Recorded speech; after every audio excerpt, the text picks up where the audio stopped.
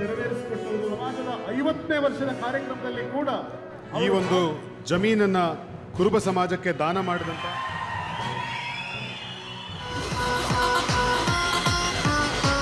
ಸಿರಿಗುಂಡು ಶ್ರೀಮಾನ್ ಸಿದ್ದರಾಮಯ್ಯನವರು ಕುರಿಗಾರರಿಗೆ ಸಹಾಯ ಮಾಡಿದಂತ ಕರುಣಾಮಯಿ ರಾಮಯ್ಯ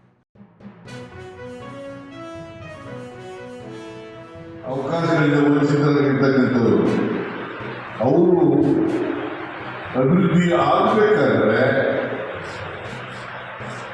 ಜಾತಿ ಸಂಘಟನೆ ಅತ್ಯಂತ ಅವಶ್ಯ ಅಂತಕ್ಕಂಥ ಮಾತುಗಳನ್ನ ಹೇಳಲಿಕ್ಕೆ ಬಯಸ್ತಾ ಇದ್ದಾರೆ.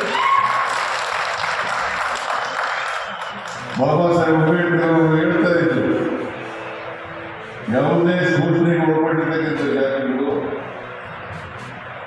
ಅವಕಾಶಗಳಿಂದ ವಂಚಿತರಾಗಿರ್ತಕ್ಕಂಥ ಜಾತಿಗಳು ಅವರು ಸಂಘಟಿತರಾಗಿ ವಿದ್ಯಾವಂತರಾಗಿ ಹೋರಾಟದ ಮೂಲಕ ಸಂವಿಧಾನ ಏನು ಹಕ್ಕುಗಳನ್ನು ಕೊಟ್ಟಿದೆ ಆ ಹಕ್ಕುಗಳನ್ನು ಪಡ್ಕೋಬೇಕಾದ್ರೆ ಅವುಗಳ ರಕ್ಷಣೆ ಆಗಬೇಕಾದ್ರೆ 3 ಮಂತ್ರಗಳನ್ನು ಹೇಳ್ಕೊಟ್ಟಿದ್ರು. ಒಂದು ಶಿಕ್ಷಣ, 2ನೇದು ಸಂಘಟನೆ, 3ನೇದು ಹೋರಾಟ.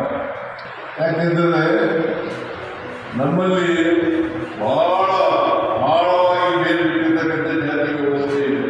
ಎಲ್ಲಿವರೆಗೆ ಜಾತಿ ವ್ಯವಸ್ಥೆ ಇರ್ತದೆ ಅಲ್ಲಿವರೆಗೆ ಸಮಾನತೆ ಬರಲಿಕ್ಕೆ ಸಾಧ್ಯ ಇಲ್ಲ.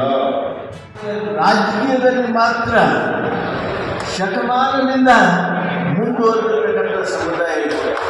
ರೈತರನ್ನ ಶೋಷಣೆ ಮಾಡತಕ್ಕಂಥ ಸಂದರ್ಭದಲ್ಲಿ ರೈತರನ್ನ ಶೋಷಣೆ ಮುಕ್ತ ಮಾಡಬೇಕು ಅಂತ ಹೇಳಿ 100 ವರ್ಷದ ಹೋರಾಟ ಏನಿದೆ ಆ ಹೋರಾಟದಲ್ಲಿ ಮುಂಚೂಣಿಯಲ್ಲಿ ನಿಂತವರು ಕುರುಬರು ಅಂತೇಳಿ ಹೇಳಿದ್ರೆ ಅತಿಶಯೋಕ್ತಿ ಏನಾಗಲಿಲ್ಲ.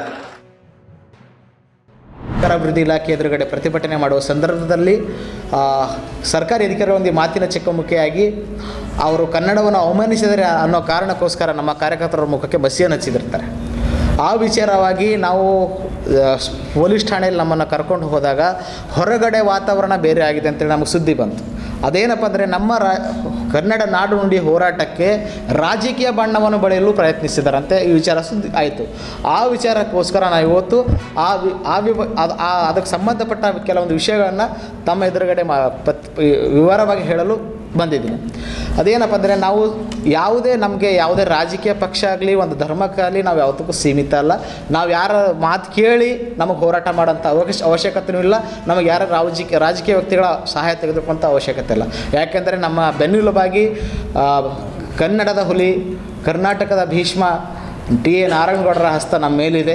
ಹಾಗಾಗಿ ನಾಡು ನುಡಿ ನೆಲ ಜಲ ವಿಷಯ ಬಂದಾಗ ನಾವು ಸದಾ ಯಾವತ್ತು ಹೋರಾಟ ಮಾಡೋಕ್ಕೆ ಮುಂದಿದ್ದೀವಿ. ಸುಮಾರು ಇಲ್ಲೇ ಈ ಪತ್ರಿಕಾ ಭವನದಲ್ಲೇ ನಾವು 3-4 ವರ್ಷಗಳಿಂದ ಪತ್ರಿಕಾಗೋಷ್ಠಿ ಮಾಡ್ತೀವಿ. ಕನ್ನಡ ನಾಮಫಲಕ ವಿಚಾರವಾಗಿ ಹೇಳ್ತೀವಿ. ಮಹಾನಗರ ಪಾಲಿಕೆ ಆಯುಕ್ತರು ಕೂಡ ಸುಮಾರು ಸಲ ಮನವಿಯನ್ನು ಸಲ್ಲಿಸಿದ್ದೀವಿ. ಸರ್ಕಾರದ ಆದೇಶದಂತೆ ಏನು ಎಲ್ಲ ನಾಮಫಲಕಗಳಲ್ಲಿ ಶಾಲಾ ಬೋರ್ಡುಗಳಾಗಿರ್ಬೋದು, ಆಸ್ಪತ್ರೆಗಳಾಗಿರ್ಬೋದು, ಏಜೆನ್ಸಿಗಳೇನೋ ಖಾಸಗಿ ಏಜೆನ್ಸಿಗಳು ಬೋರ್ಡ್ ನಾಮಫಲಕ ಹಾಕ್ತಾರೆ. ಎಲ್ಲದರಲ್ಲೂ 60% ನಾವು ಇರಬೇಕು ಅಂತೇಳಿ ಸರ್ಕಾರ ಆದೇಶ ಇದೆ. ಹಾಗಿದ್ದರೂ ಕೂಡ ಯಾರು ಇದನ್ನು ಮಾಡ್ತಾ ಇಲ್ಲ.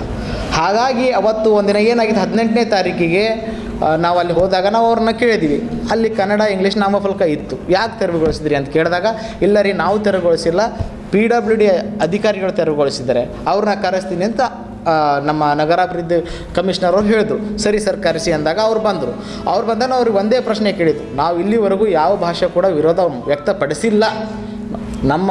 ನಾವು ಇನ್ನೊಂದು ಭಾಷೆ ವಿರೋಧ ಅನ್ನೋದಕ್ಕಿಂತ ಕನ್ನಡ ಪರ ಇದ್ದೀವಿ, ಕರ್ನಾಟಕದ ಪರ ಇದ್ದೀವಿ ಅಂತ ಹೇಳಿದಾಗ ಅವ್ರು ಏನು ಹಾರಿಕೆ ಉತ್ತರ ಕೊಡ್ತಾರಂದರೆ, ನಾವು ಅಲ್ಲಿ ಟ್ರಯಲ್ ಮಾಡಿದ್ದೀವಿ, ನಾವು ಕನ್ನಡ ಭಾಷೆ ಇಂಗ್ಲೀಷ್ ಭಾಷೆ ಟ್ರಯಲ್ ಮಾಡಿದ್ದೀವಿ ಅಂದರು. ನಾವು ಅವ್ರಿಗೆ ಒಂದು ಮರು ಪ್ರಶ್ನೆ ಮಾಡಿದ್ದೀವಿ, ಏನಂದರೆ